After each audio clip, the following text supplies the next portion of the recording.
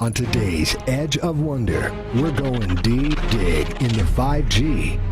On part 1, we ask what is 5G and how can it affect us? On today's part 2, we'll link it back to the agenda of the deep state and expose the Cold War over 5G between them and the Alliance. Who's really behind 5G? Who owns the infrastructure? What's China's plan? And how has the U.S. been responding? Where is the current battleground for 5G? What about national and global issues? And just who's supporting who in this epic battle? Now, here's part 2, the truth about 5G on the Edge of Wonder.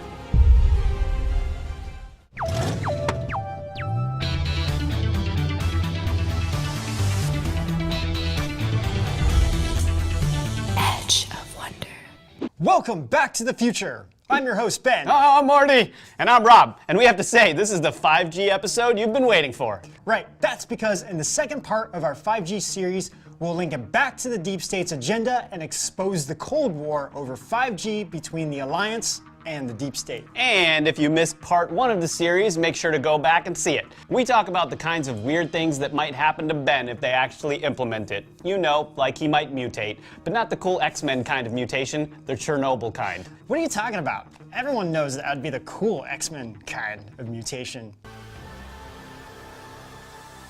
But you, Rob, everyone knows you would be like the Total Recall kind.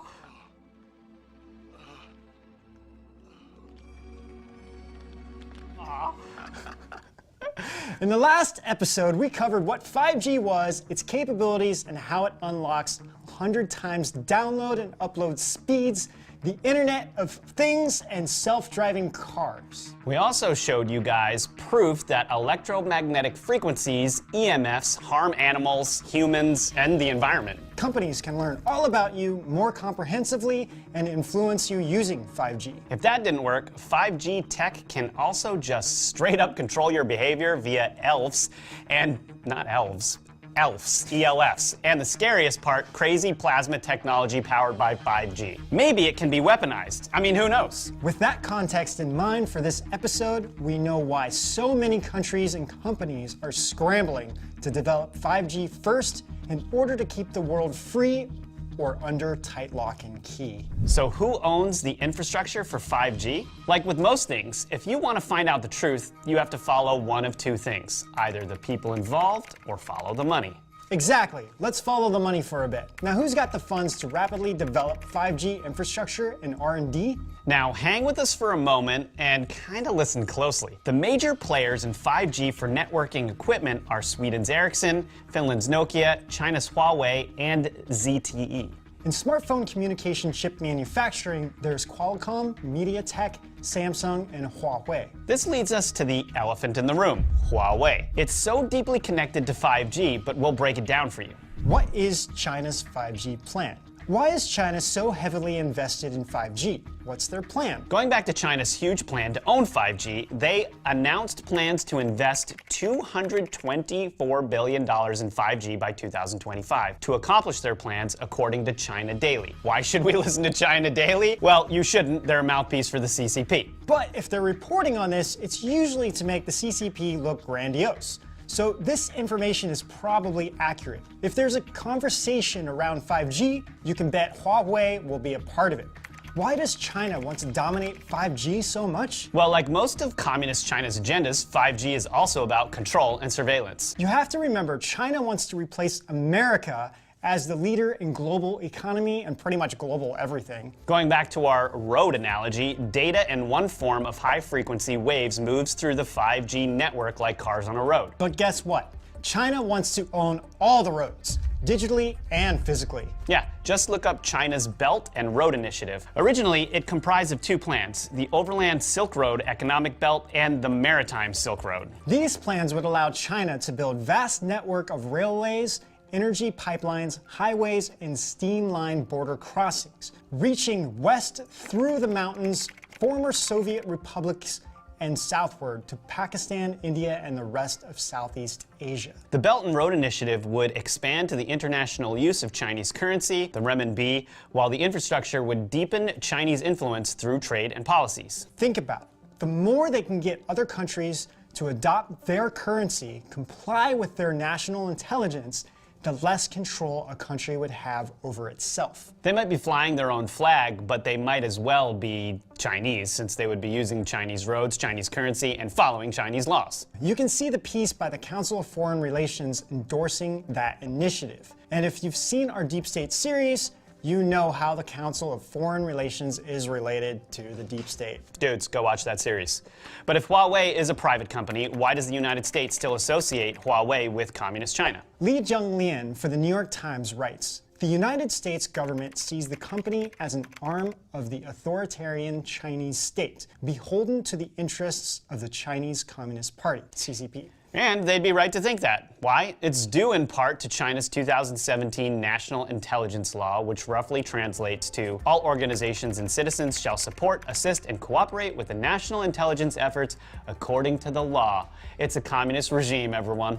According to courts, the National Intelligence Law allows Chinese intelligence agencies to legally search premises, seize property, and mobilize individuals or organizations to carry out espionage, both on foreign and domestic soil.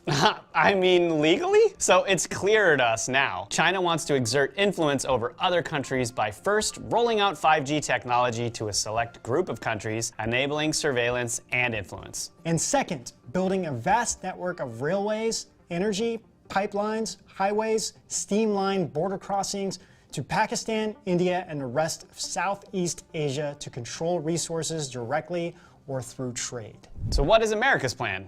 So how has the US been responding and staying ahead of the game? The US has been making lots of moves to thwart China's domination of 5G. On September 28, 2018, the FCC passed new rules that would allow it to bypass states and local leaders to expedite installations of 5G cells. But that hasn't been without lots of pushback from major cities, including Philadelphia, San Francisco, and LA, and even Commerce Secretary Wilbur Ross and NASA Administrator Jim Bridenstine. By passing these updated infrastructure policies, the FCC can save $2 billion in unnecessary cost. You can find the details under the FCC's 5G Fast plan. Sprint announced at the Mobile World Congress that it's poised to be the first company to roll out real 5G smartphones in the US. The proposed merger between Sprint and T-Mobile plays a big part in that. Why do they need to merge? So in a Bloomberg interview, they note that any individual company will not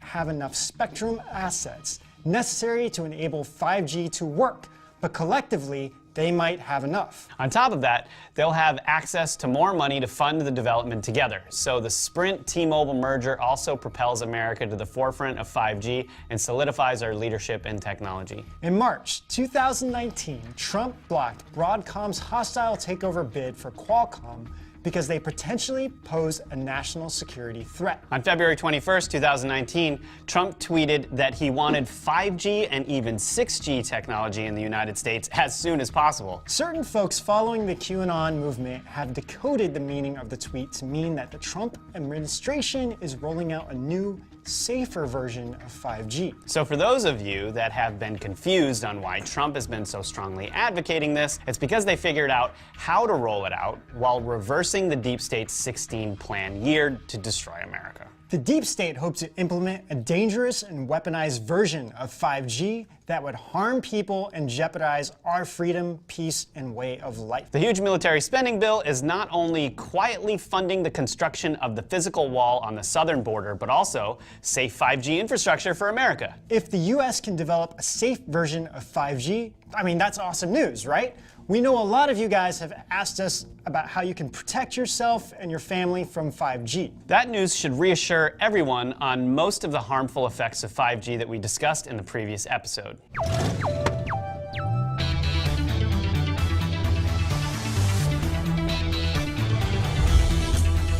Edge of Wonder. Where is the current battleground for 5G? Tensions between the US and China has never been higher. But where's the current battleground? From all the recent news unfolding, it seems that there's a lot of uncertainty around Europe. There are long-standing political ties and business relationships that are at play here. But let's set some context first. So what's China's current grip on the European market like? The market analysis firm Canalys found that Huawei and Xiaomi dominated the European market. In Q4 of 2018, Xiaomi saw 62% growth, and Huawei grew over 55% year over year. That is nuts. In comparison, Apple and Samsung were flat, and other smartphone makers saw a significant drop. The EU and China committed to a 20-month research project called 5G Drive. Their goal is to validate the interoperability of the European and Chinese 5G networks. On China's end is China Mobile and Huawei. On Europe's end is the German telecommunications research and development firm Euroscom and partners from 11 other countries. The project's main focuses are 3 sites in Italy, Finland, and Britain, and 5 in China: Hangzhou, Shanghai, Wuhan, Suzhou, and Guangzhou. The heck? You said that pretty well, man. 谢谢你. Which countries support the US and which countries support China? So here's the latest as of March 2019. China has a soft support of UK, Italy, and Germany. These are not yet finalized with deals yet, but many major figures from those countries have spoken out in favor of China. The US has the backing of countries like Australia, New Zealand, and Japan that have banned Huawei. The US also has infrastructure partners like South Korea's Samsung, which would supply US's Verizon with 5G equipment.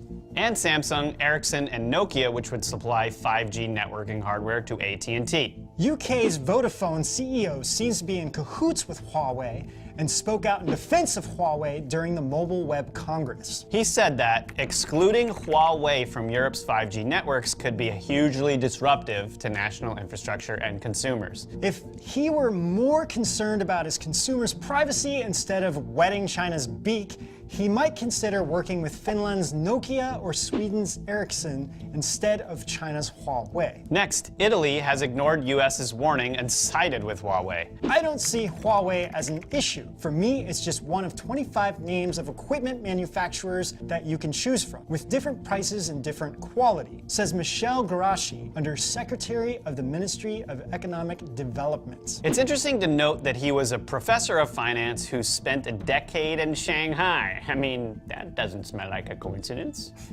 Following that, UK has positioned itself to be cautiously optimistic about China. Jeremy Fleming, director of the UK cybersecurity agency GCHQ, said 5G security is about more than just Huawei. China's place in the era of globalized technology is much bigger than just one telecommunications equipment company.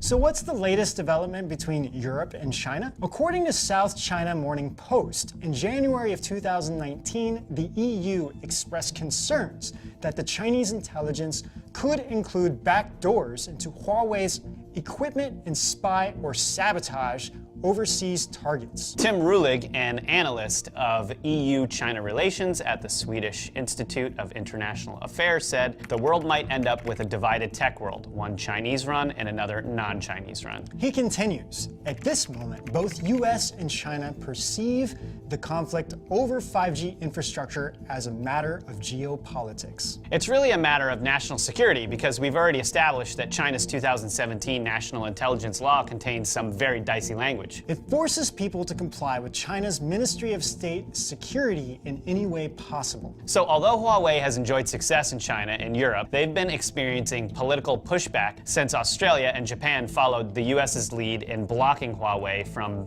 participating basically in its future 5G networks. Then in March 2019, the Trump administration told Germany that it would limit intelligence reports with them unless they banned Huawei on 5G. Why would the Trump administration fervently warn Germany about adopting Huawei's technology? Like we mentioned before, using Huawei's 5G tech would essentially be unleashing China's Trojan horse. Huawei's 5G tech is the Trojan horse that would give Chinese intelligence unlimited access to whichever country that foolishly or willingly adopts Huawei's technology. Unfortunately, things don't look too promising for Germany. Yeah, German Chancellor Angela Merkel spoke at a conference in Berlin on March 19th saying she doesn't believe in first discussing, quote, sensitive security questions publicly, and second, to exclude a company simply because it's from a certain country. Right, so this is one of those like political issues now, these social issues? Right, well that's no surprise to us since she's demonstrated a globalist stance many times in the past, and Hitler's daughter. You did not just say that.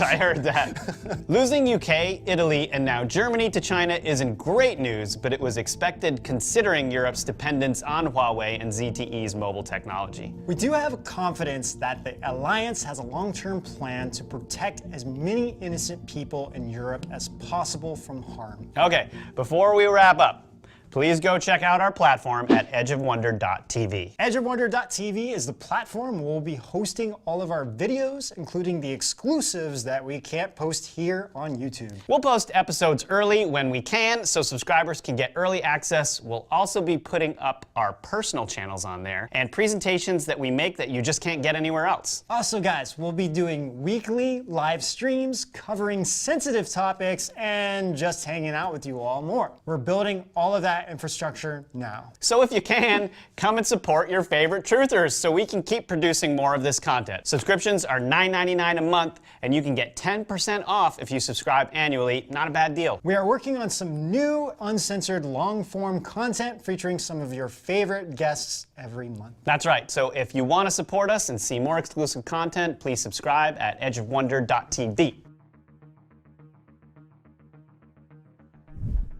From our understanding, 5G is a powerful tool that can be used offensively and defensively. It can be used by both the Trump administration to easily root out and catch the members of the deep state. Simultaneously, it could be used by China to expand the scope of their surveillance and influence over other nations like they have in Europe. Another way to understand it is, if we don't take control of such a dangerous weapon, it will fall into the wrong hands. We believe this is why the Trump administration is trying to stay on top of this. Or it could be used to make you grow another head, or make your leg fall clean off during your daily Slurpee run. And remember, if our 5G technology is superior to China's, we'll be well equipped to defend those Slurpee runs. The topic of 5G isn't so simple because there are both good and bad players in the East and the West. So what can you do? Share a video with people. Tell them what's going on.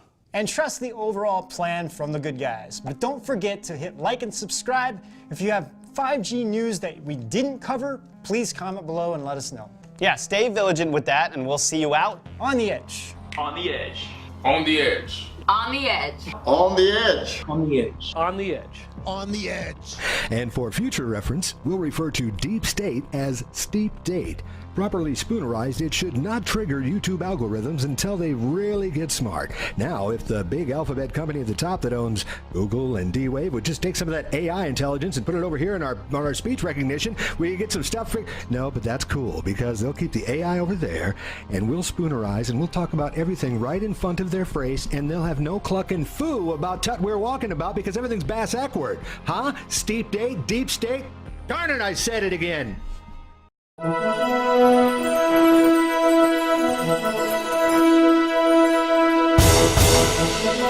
you.